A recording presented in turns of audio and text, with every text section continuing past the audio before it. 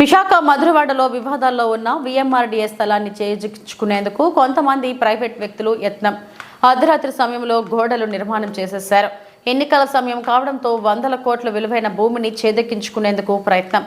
ఇప్పటికే పోలీసుల సహకారంతో చుట్టూ గోడ నిర్మాణం. సంబంధం లేని వ్యక్తులు భారీ ముడుపులు తీసుకుని నిర్మాణాలు. ఆ స్థలంలో బాగా పట్టించుకొని రెవెన్యూ, వీఎంఆర్డీఏ పోలీస్ అధికారులు.